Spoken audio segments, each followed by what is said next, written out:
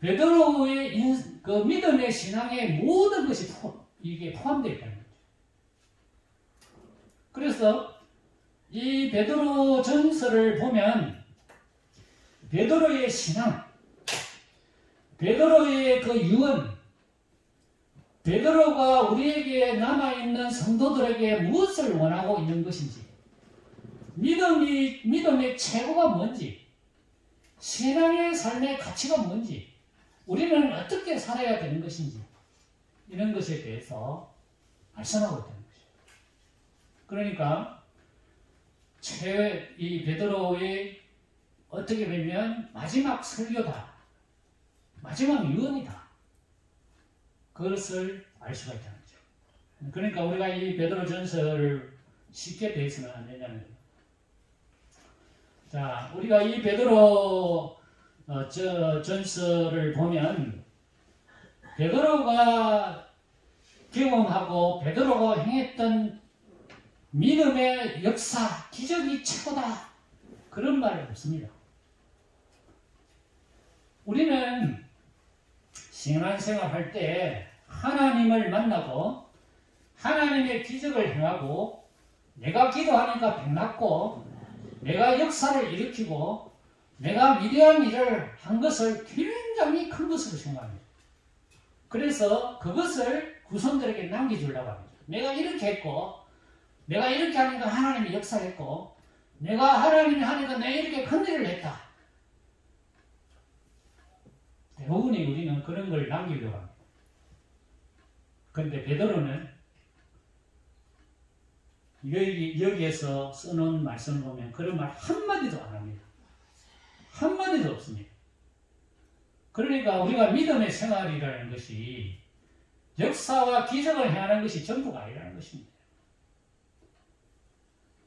그러면 베드로는 우리에게 무엇을 말씀하고 있느냐 합니다. 우리가 이 베드로 전서를 정말 잘 살펴봐야 됩니다. 첫째는 베드로가 뭐라고 말하냐, 예수 믿는 사람은 나그네다, 그렇게 말씀합니다. 1절에 그렇게 말하고 있습니다. 예수 그리스도의 사도 베드로는 본도, 갈라디아, 갑바도기아, 아시아, 비두니아에 흩어진 나그네. 나그네, 우리의 믿음의 성도는 나그네다 이거예요. 인생은 나그네다 이거예요. 그런데 나그네지만은 세상 나그네와 성도의 나그네는 다르다는 거예요. 세상 사람들에게 생각하는 나그네는 왔다가 가는 겁니다. 그래서 이 세상을 마음껏 즐기다 가는 거예요. 그게 나그네 삶입니다. 왜? 주위에 아무것도 없으니까. 인생은 왔다 가는 것이다. 그래서 여기 있을 때 우리가 마음껏 즐기고 내 하고 싶은 거 다 하고 후회 없이 살자. 이게 나그네 삶입니다. 그런데 나그네는 나그네지만은 성도는 그런 나그네가 아니라는 거예요. 그게 2절에 나옵니다. 자, 나그네지만은 다르다 이거예요. 어떤 나그네냐? 하나님 아버지의 미리 아심. 하나님 아버지께서 우리를 미리 알았다는 것입니다. 이것을 신학적인 용어로 뭐냐면 예정했다, 이런 뜻이에요. 그 어려운 말이에요. 그런 건 몰라도 됩니다. 뭐냐? 하나님은 나를 어머니 태 속에 잉태하기 전에 벌써 나를 알았다는 것입니다. 나를 하나님의 자녀로 선택하기로 결정했다는 거예요. 그 다음에 뭐냐? 하나님이 나에게 성령을 주셨다는 거예요. 그 성령이 뭐냐면요. 성령은 나를 거룩하게 만드는 영이다. 그 영이 내 속에 들어오셨다. 하나님의 영을 나에게 주셨다. 그 다음에 뭐냐? 예수 그리스도의 피가 내 속에 있다. 그게 바로 성도다 이거예요. 그러니까 우리가 사는 나그네긴 나그네지만은 우리는 하나님의 선택을 받은 나그네요. 하나님의 영이 우리 속에 있는 나그네요. 예수님의 피가 내 속에 있는 나그네라는 거예요. 그러니까 똑같은 나그네가 아니라. 자, 그 다음에 이런 나그네에게 하나님은 우리에게 뭘 주셨느냐? 산 소망을 주셨다는 겁니다. 우리에게 산 소망을 주셨다. 왜 이런 말씀을 하느냐? 베드로는 지금 로마에 있습니다. 말년을 로마에서 목회로 인생을 마감하는데 어떻게 마감이 되느냐? 엄청난 고난이 왔다는 겁니다. 그 로마 황제가 누구냐? 네로입니다. 네로 황제. 그 잔인한 네로 황제가 예수 믿는 사람 잡아다가 참수시킵니다. 그냥 죽이지 않아요. 참수를 어떻게 하느냐면 칼로 죽여요. 칼로. 그냥 빼놓고 이렇게 목을 베는 게 아니에요. 어떻게 하느냐면 바위가 있습니다. 바위가 이렇게 동그란 이렇게 절구통 같은 이런 동그란 이런 바위가 있습니다. 거기에다가 묶어놓고 목을 뒤로 딱 제낍니다. 거기에다 이게 동그란 거 있으면 여기다 목을 이렇게 딱 제껴요. 그러면은 작두 같은 것이 이렇게 두 개로 이렇게 쫙 올라가 있으면 위에 작두가 달려 있습니다. 엄청난 무거운 작두가 달려 있어요. 그러면 여기서 줄을 탁 끊으면 작두가 밑으로 내려와요. 내려가지고 목을 끊으면 그게 참수입니다. 예수 믿는 사람 그리 죽였어요. 그러니까 예수 믿는 사람들이 얼마나 더럽겠습니까? 예수 믿다가 잡히면 그래 죽는 겁니다. 누가 예수님 믿으려고 하겠습니까? 그런데 이 베드로가 성도들에게 뭐라고 이야기하느냐? 우리는 살아있는 소망을 가진 사람이다. 살아있는 소망을 가진 사람은 특권이 있다. 어떤 특권이냐? 그 특권은 하나님의 보호하심을 받는다. 하나님의 능력으로 보호하심을 받았다. 5절에 그렇게 말하고 있습니다. 그러므로 우리는 절망에 빠져서는 안 된다. 살아있는 소망을 가진 사람으로 살아야 된다. 하나님은 우리에게 어떤 소망을 주느냐? 하늘의 소망을 주신다. 그래서 하늘에 간직한 것이고 그 유산은 영원한 것이다. 우리가 이 세상에 나그네로 살다가 예수 믿었다는 제목으로 비참하게 인생을 마감하지만은 그 인생이 절대 헛된 것이 아니고 우리의 소망은 살아있는 소망이요. 하나님의 보호하심을 받고 우리가 인생이 끝날 때 반드시 하늘에 유업이 있고 하늘에 우리는 가게 된다. 그러므로 여러 가지 시험을 만날 때에도 염려하고 근심하지 마라. 우리가 이 믿음을 잘 지킬 때 하나님께서 우리의 영혼을 구원하는 그런 소망을 가진 사람들이다. 그것을 이야기하고 있다는 것입니다. 우리는 예수를 우리가 보지 못했지만은 우리는 예수님을 사랑하는 사람입니다. 그러므로 믿음의 결국 꼭 영혼의 구원을 받는 사람들이다. 그렇죠?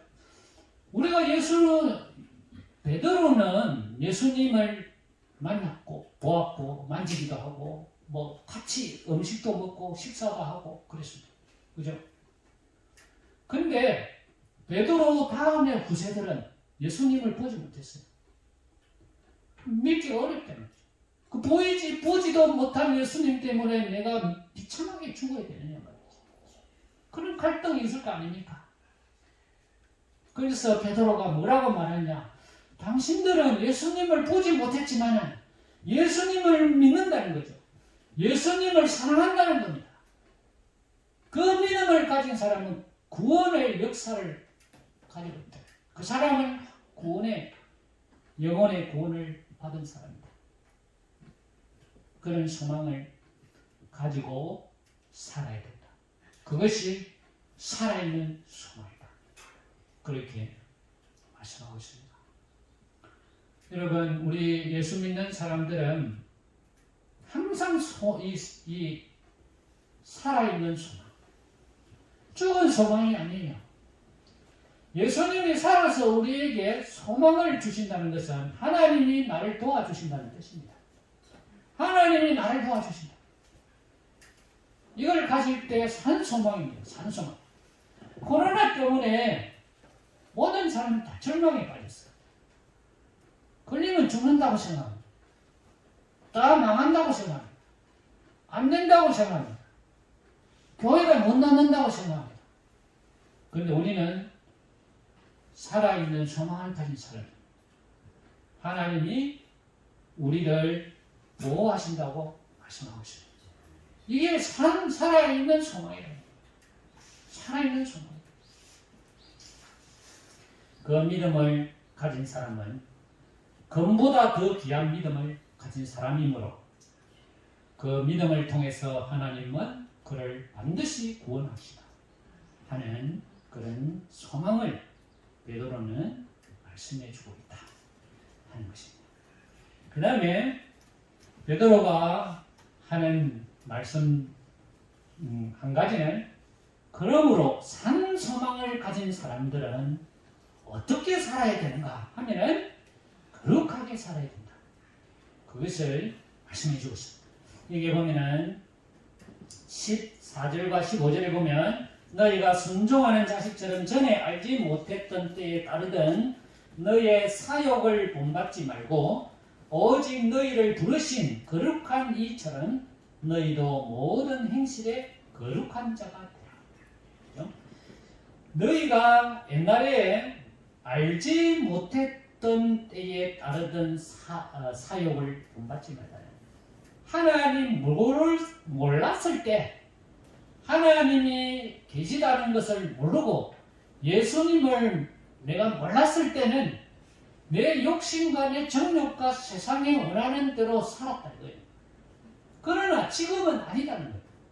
지금은 너희를 부르신 그 하나님을 알았기 때문에 너희들은 하나님처럼 거룩하게 살아야 된다. 그래서 16절을 보면 내가 거룩하니 너희도 거룩할지어다. 이 명령입니다. 명령. 이건 하나님의 명령이에요. 베드로가 우리가 살아가는 세상 속에 하나님이 귀한 걸 우리에게 주셨다는 거예요. 소망을 주시고 믿음을 주셨다는 거예요. 구원을 주셨다는 거예요. 그러면 그것으로 끝이냐? 아니다는 거예요. 이 살아있는 소망을 가진 사람은 하나님이 주시는 그 삶을 살아야 된다는 거예요. 하나님의 명령에 순종하며 살아야 된다는 거예요. 그럼 하나님의 명령이 뭐냐? 거룩이다는 거예요. 자, 그러면 거룩은 어떻게 사는 것이냐는 겁니다. 구체적으로 거룩은 어떻게 사는 것이 거룩한 삶이냐 하는 것입니다. 그것이 2장의 내용에 이제 자세하게 설명하고 있습니다. 거룩이라는 것을 우리가 이 종교적인 언어입니다. 이 거룩이라는 그 자체가. 그죠? 종교적인 언어가 그러니까 어떤 그런 그 생각이나 사상 속에 있는 언어입니다. 단어입니다. 이 거룩이라는 자체가. 그러면 이 거룩이 어떻게 사는 구체적으로 이 거룩이라는 것이 무엇이냐 하는 것을 2장에서 말씀하고 있습니다. 자, 우리가 거룩한 삶을 살아야 되는데 이 거룩한 삶을 살기 위해서는 힘이 필요하다는 거예요. 힘이. 그냥 내가 거룩한 삶을 살아야지 그렇게 해서 거룩한 삶을 사는 것이 아니라는 거죠. 그렇게 해가지고 거룩한 삶으로 살아갈 수가 없다는 것입니다. 그러면 내가 이 거룩한 삶을 살기 위해서는 내 속에 거룩한 삶을 살 수 있도록 그런 원동력이 있어야 돼요. 동력이 있어야 돼요. 그 동력이 뭐냐? 신령한 젖이라는 거예요. 그게 2절에 보면 그렇게 말씀합니다. 갓난 아이들과 같이 순전하고 신령한 젖을 사모하라. 이는 그로 말미암아 너희로 구원에 이르도록 자라게 하려 함이라. 그렇게 말씀하죠. 구원은 우리가 이 완성된 것이 아니라는 거죠. 완성된 것이 아니다. 구원은 자꾸 이렇게 점점 이렇게 완성으로 우리가 만들어 가야 된다는 거예요. 우리가 예수님을 믿음으로써 구원을 얻었습니다. 그죠? 구원을 얻었어요. 그런데 그 구원이 가만히 있으면 내가 구원을 받았는지 안 받았는지 희미할 때도 있다 이거죠. 근데 이 구원을 내 속에 자꾸 채운다는 거예요. 구원을 자라게 한다는 거죠. 그 내 속에 구원을 가득 채워야 된다는 거예요. 언제까지? 죽을 때까지. 그러면 내가 인생이 끝날 때 구원의 완성이 된다는 거예요. 자, 이 구원을 계속해서 자라게 하는 힘이 있다는 거예요. 이 구원은 거룩함과 연관이 되어 있다는 거죠. 내가 구원받았다 이 말은 나는 거룩하다는 뜻이에요. 이 따로 노는 개념이 아니에요. 내가 믿음으로 구원받았다 하면서 자기 할 짓 다 하고 내 마음대로 다 한 사람은 그건 잘못 알고 있는 거예요. 내가 믿음으로 구원받았다는 말은 나는 하나님처럼 거룩한 사람으로 살아가는 사람이다라는 뜻이에요. 그게 따로 노는 게 아니라는 거죠. 구원받은 사람은 하나님의 거룩함으로 채워가는 사람이다 하는 뜻입니다. 그러면 하나님의 거룩함으로 채워가는 방법은 신령한 젖을 사모해야 된다. 젖을 순진하고 거룩한 젖을 계속 먹어야 된다는 거예요. 그 신령한 젖은 뭐냐? 그것은 바로 예수 그리스도시다. 예수 그리스도시다. 그래서 5절에 그렇게 말씀합니다. 5절에 너희도 산돌같이 신령한 집으로 세워지고 예수 그리스도로 말미암아 하나님이 기쁘게 받으실 신령한 제사를 드릴 거룩한 제사장이 될지어다. 이 신령한 젖은 뭐냐? 예수님이라는 거예요. 그래서 내 속에 예수님으로 가득 채워야 된다는 거예요. 예수님으로 가득 채워야 돼요. 그래야 거룩한 삶을 살 수 있다는 거예요.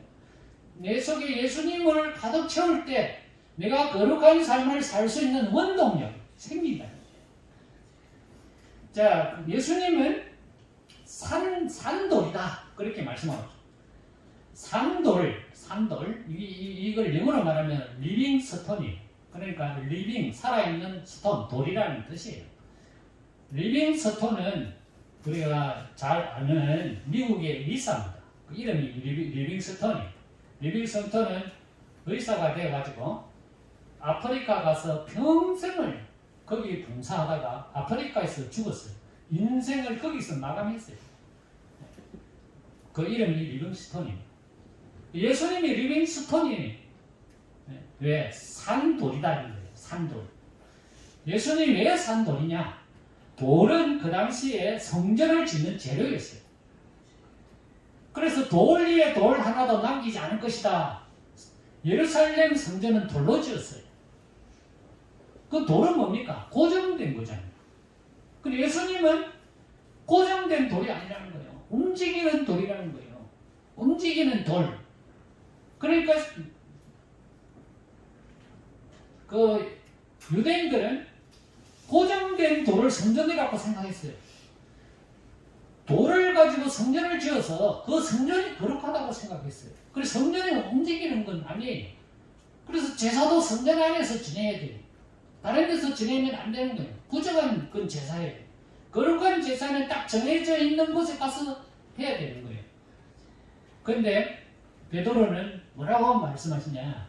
예수님은 움직이는 돌이다. 움직이는 성전이다 이 말입니다. 예수님은 움직이는 성전이다 이거예요. 고정된 성전이 아니다 이거예요. 그래서 우리는 신령한 제사를 드려야 되고 그래서 거룩한 제사장이 되어야 된다는 거예요. 우리는 움직이면서 하나님 앞에 거룩한 제사를 드리는 제사장이 된 거예요. 그래서 9장에 보면 그렇게 말씀하고 9절에 2장 9절 그러나 너희는 택하신 족속이여 왕같은 제사장들이요 거룩한 나라요 그의 소유된 백성이니 이는 너희를 어두운 데서 불러내어 그의 기이한 빛에 들어가게 하신 이의 아름다운 덕을 선포하게 하려 하십니다. 성도는 누구냐? 움직이는 돌로 채워진 성전이 될 거예요.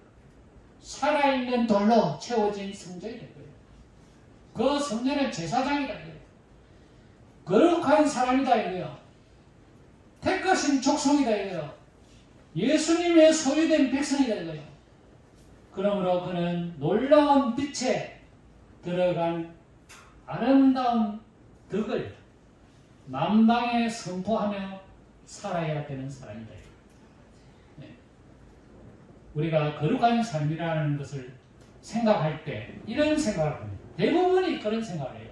우리는 주일날 나와서 하나님 앞에 예배하고 기도하고 찬송하고 예물을 드리고 말씀을 듣고 이것이 거룩한 삶이라고 생각합니다. 물론 이것이 거룩한 삶이죠. 다른 사람은 그걸 안 하니까. 우리는 구별된 날에 하나님 앞에 나와서 기도하고 찬송하고 말씀 듣고 예배하고 헌금 드리고 하나님 앞에 영광을 드리고 이것이 거룩한 삶이라고 생각을 합니다. 물론 맞습니다.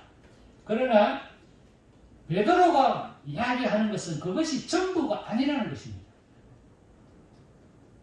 예배하고 이 모든 것이 거룩한 삶이지만은 예수님의 거룩한 삶은 그런 것이 아니라는 것입니다. 어떤 삶이 거룩한 삶이냐? 움직이는 거룩한 삶이 거룩한 삶이라는 거예요. 살아있는 돌로서 하나님 앞에 드리는 제사로 드려야 된다는 거예요. 그게 뭡니까? 삶으로 드리는 제사가 진정한 제사다 이 말입니다. 삶으로 드리는 제사. 우리는 세상에 나가서 제사장의 역할을 한다는 거다. 그 삶으로 드리는 제사다. 살아있는 돌로 채워진 성전이다. 우리는 움직이는 성전이다. 이 말입니다. 살아있는 돌로 채워진 사람이다. 이 말입니다. 움직이는 돌로 채워진 사람이다. 이거예요. 움직이는 돌은 온데 돌아다니는 거예요. 어디 갑니까? 직장에 갑니다. 동네 갑니다. 세상에 갑니다. 그러면 거기 가서 뭐 합니까? 거기서 거룩한 제사장이 되라는 거예요. 그것이 베드로가 이야기하는 그런 거룩이라는 것이죠. 아름다운 덕을 선전하라는 겁니다. 예수 믿는 사람은 이렇게 사는 거야. 예수 믿는 사람은 이렇게 선한 삶을 사는 거야. 이게 거룩한 예배야. 이게 살아있는 예배야. 이게 산돌로 채워진 사람이야. 산돌로 채워진 성전이야. 그것을 사람들이 보고 알게 하라는 것입니다. 그 다음에 그러면 우리가 이 거룩한 삶은 구체적으로 어떻게 사느냐 하는 거예요. 거기에 12절에 보면 2장 12절 너희가 이방인 중에서 행실을 선하게 가져 너희를 악행한다고 비방하는 자들로 하여금 너희의 선한 일을 보고 오시는 날에 하나님께 영광을 돌리게 하라. 그죠? 우리를 비방하는 사람들에게 어떻게 대항해야 되느냐면 선을 행하라는 거예요. 예수제에 손 나쁜 사람들이다. 괜히 욕해요. 우리 보고. 그런 사람들을 향하여 우리는 어떻게 해야 되느냐? 선한 행실을 그들에게 보여줘야 된다. 선한 행실을 해야 된다는 거예요. 왜? 우리가 살아있는 성전이고 제사장이니까. 그죠? 제사장이 나쁜 짓을 할 수는 없잖아요. 그 사람들을 대신해서 내가 제사장인데 선한 행실을 하라는 거예요. 우리를 비방하고 악행하는 사람들에게 선한 일을 하라는 거예요. 그 다음에 13절에 보면은 주를 위하여 순종하되 모든 제도를 주를 위하여 순종하되 위에 있는 왕 총독에게 그렇게